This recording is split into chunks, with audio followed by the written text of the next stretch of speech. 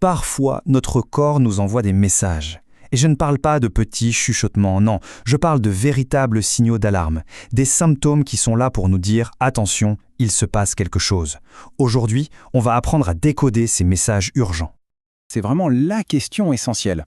L'idée, ce n'est pas de paniquer, mais plutôt de s'armer de connaissances pour comprendre. Alors c'est parti, on commence cette enquête médicale pour déchiffrer ce que notre corps essaye de nous dire.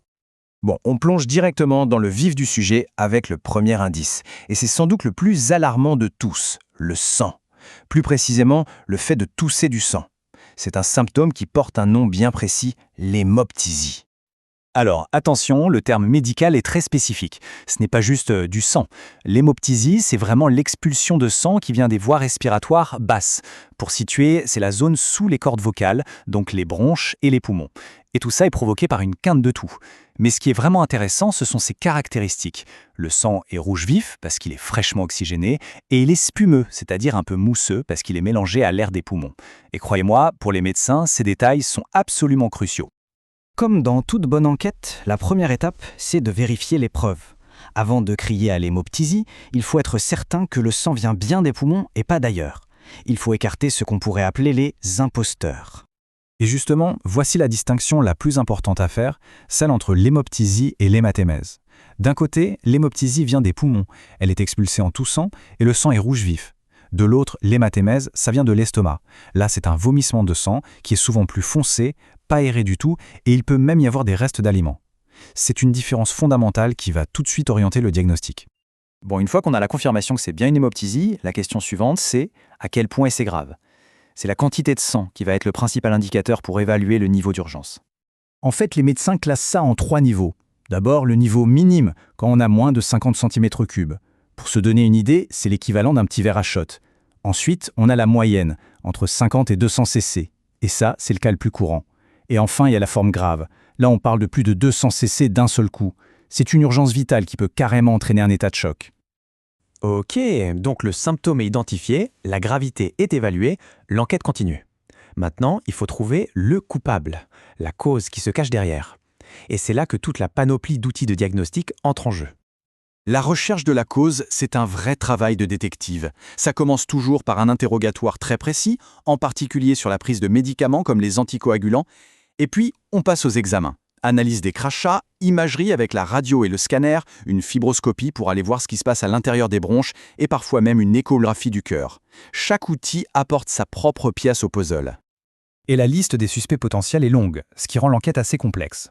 On peut avoir des causes infectieuses, comme la tuberculose ou une dilatation des bronches. Ça, c'est une déformation anormale des voies aériennes. Ça peut être une tumeur, bien sûr. Ça peut aussi venir du système cardiovasculaire, comme une embolie pulmonaire, vous savez, un caillot de sang qui se bloque dans les poumons. Parfois, le coupable, c'est un médicament ou même une maladie systémique plus rare.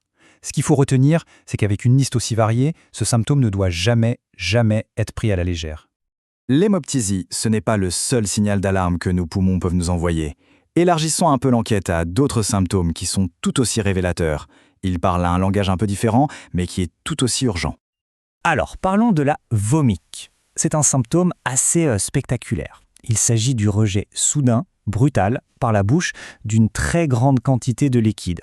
Un liquide qui était accumulé quelque part et qui a réussi à se frayer en chemin jusqu'aux bronches. Ce n'est pas du sang, non, c'est une véritable inondation. On en distingue principalement 2 types. D'un côté, la vomique purulente. Comme son nom l'indique, c'est une expulsion de pus. C'est le signe typique d'un abcès du poumon.